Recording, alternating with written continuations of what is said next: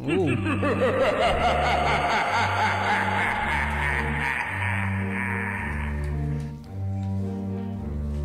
Ça, je vois que c'est maintenant partout. Toute règle morale. Une rempart aux origines les plus sombres de l'humanité. J'ai l'impression que ça parle à l'envers.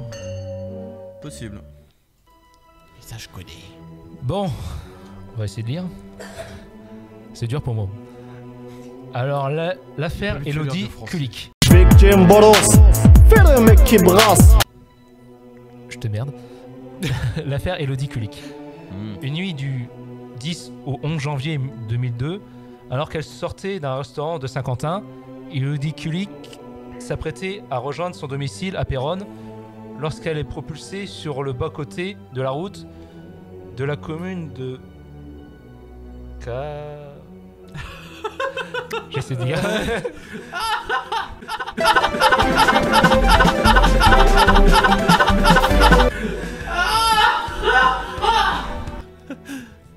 Tu préfères que je lise, Nivek? Tu veux passer le relais? Au pire, on. Ouais, passe le relais, Nivek. Oui, oui.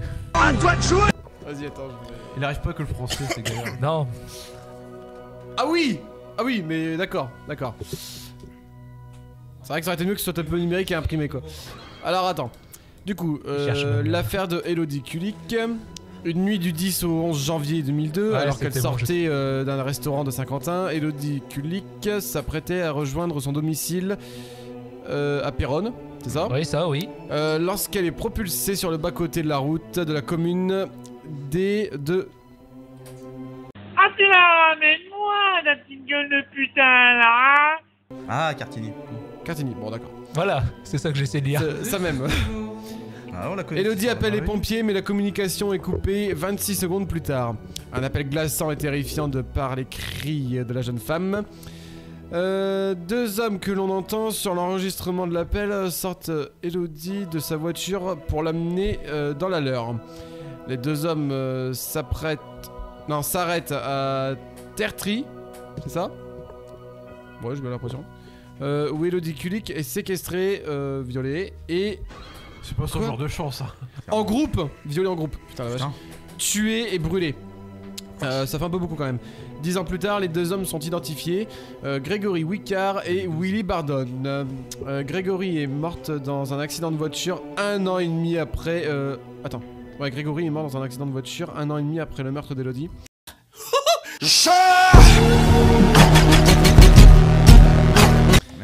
Quant à Willy, il a été reconnu coupable et condamné à 30 ans de prison le 1er juillet 2021. C'est pas possible. Je n'ai pas compris. C'en est trop dans la matinée. Dis-moi, ce n'est pas vrai. J'aurais mis perpète. Quoi? C'est pas vieux. Il avait quel âge? On a l'âge du criminel? Non. Mais c'était du 10 au 11 janvier 2002. Ouais.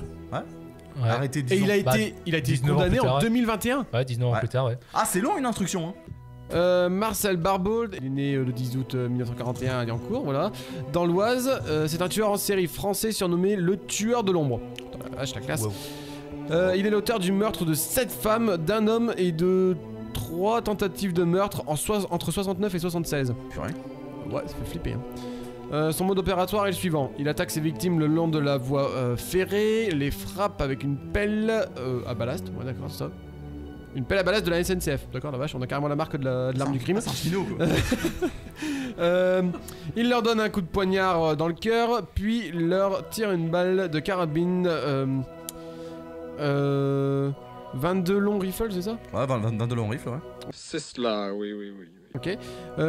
À la nuit tombante, entre 19 et 21h. Ah la vache, les mecs, c'est même plus un précis, mode, hein. c'est même plus un mode opératoire à ce niveau-là, c'est carrément dans le juste. Ouais, c'est ça. après. En tout cas, quand il tue, il est bien sûr, hein, parce qu'il poignarde le cœur, il te met une balle et juste après un coup de pelle dans la tronche. Je vais vraiment être sûr que tu te réveilles pas. Hein. Toutes ces victimes sont des femmes brunes, selon la rumeur. Il observait ses victimes pendant 6 jours de congé, d'accord. Bon, bah, on a tous nos petits hobbies pendant les vacances. Donc. Mais moi, je veux faire l'amour. Je veux faire l'amour. Bon, bref, il observait ses victimes pendant des jours de congé avant de les tuer. Il déshabille ensuite ses victimes, mais sans les violer, et finit par leur voler leur sac à main. C'est sûr que c'est tellement plus pratique de voler le sac à main d'une femme une fois qu'elle est morte. Hein. Ouais, c'est pas faux. Bref, et pourtant derrière le personnage de tueur de l'ombre se cache un mari et un père aux allures exemplaires et banales. Oui, monsieur tout le monde. C'est toujours comme ça. Arrêté depuis le 14 décembre 1971, Marcel-Henri Barbeau purge toujours sa peine après 46 ans de détention. Il a perpète. Et voilà, on espère qu'il n'en Il sortira restera. pas de prison de sitôt. Voilà, exactement. Qu'il y reste et qui pourrisse là-bas. On va passer au cabinet macabre. Le cabinet macabre, c'est ainsi qu'a été nommé le cabinet du docteur Marcel Petiot. À 12 ans, il est interné à l'hôpital de Sainte-Anne pour une pathologie psychiatrique. À 17 ans, il est arrêté pour avoir fracturé des boîtes aux lettres pour y lire des cadres postales et des lettres. Par la suite, un psychiatre le déclare inapte à être jugé, estimant qu'il a une personnalité bipolaire. Laga. Accusé de viol à l'hôpital qu'il est soigné, il fait son premier séjour dans une prison militaire d'Orléans. Peu de temps après, il fait un second séjour à l'hôpital psychiatrique de Fleury-les-Aubrais. Je sais pas si c'est ça, oui. Ou un second séjour à l'hôpital psychiatrique. Attends. Ou un second, c'est. Un second. Si. Attends, non, si. Pour le Ou un- Viet. un-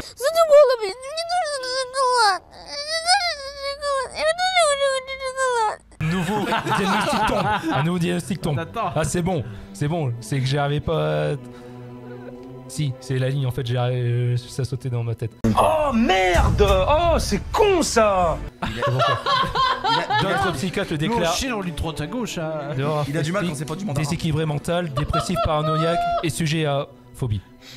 Déséquilibré bon mental, dossier, c'est pour vous ça. Ah oui. Déséquilibré. Bon donc. Oh, je suis déséquilibré. Pourquoi tu me regardes quand tu dis ça? Je suis vraiment cinglé, vous, de toute façon. Le 18 juillet 1923, une dernière commission conclut à une psychose mélancolique, une dépression à la persécution, une démence précoce. Ouais. Le 11 août 1941, il achète un hôtel particulier dans la capitale française. Il fait On s'en bat les couilles, on s'en bat les couilles, on s'en bat les couilles. surlever le mur On s'en bat les couilles, on s'en bat les couilles, on s'en bat les couilles. On s'en bat les couilles, on s'en bat les couilles, on s'en bat les couilles. transformer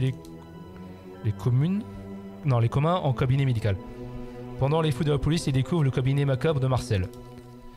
Une cave intégrale aménagée contenant des doubles pertes, une pièce triangulaire équipée d'un judas permettant d'observer l'agonie de ses victimes après leur avoir donné une dose de gaz mortel de poison sous forme de vaccin.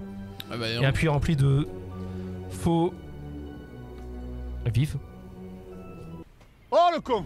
Oh le con, mais c'est pas vrai! Faux vifs, ouais.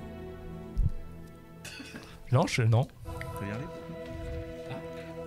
non, bah encore un bon gros cinglé comme on les aime et précoce Ouais, surtout, Ça voilà. fait flipper. Très précoce. Ouais, Après, c'est encore pas un fini qui son devait être histoire. enfermé qui a été ressorti. Son histoire Ouais. n'est pas finie. En 1942, il propose un passage clandestin en Argentine à des personnes craignant d'être poursuivies par le Gestapo. Principalement des juifs, des malfrats voulant se faire oublier, des prostituées et leurs souteneurs. Tous les voyageurs disparaissent mystérieusement sans atteindre l'Amérique du Sud, y compris un prisonnier envoyé par la Gestapo pour infiltrer le réseau.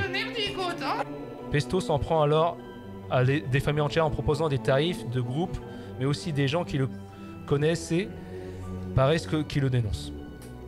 Le 11 mars, Avec bonne santé, les gueux! pompiers pour des odeurs pestilentielles depuis plusieurs jours. En entrant dans l'immeuble, ils descendent à la cave et découvrent des corps humains dépersés sur le sol et d'autres en train de brûler dans le chaudière. Il existe plusieurs versions des faits, mais Pestio, surnommé Docteur Satan par la presse, s'est volatilisé. Lors de la perquisition, la police découvre au fond de la cave des dizaines de cadavres plongés dans la chaux-vive. La chaux-vive, je sais pas si c'est toujours chaux-vive ou chaux-vive. Ouais, la chaux. La chaux. Mais c'est vive. La chaux-vive. Ouais. Ah, de la chaux vive, Ça peut-être. fait de la, Ok. la chair, ça. Ouais. Depuis, ensuite, il a arrêté le 31 octobre 1944 dans une station de métro. De 1942 à 1944, il aurait commis 27 meurtres. Putain. Le docteur Satan prétend n'avoir tué que pour la France jusqu'à la fin du procès et revendique lui-même 63 meurtres. Ah ouais, quand même. L'expert psychiatrique ne décèle aucune maladie mentale et est condamné à mort pour 24 meurtres. Oh bah c'est bien.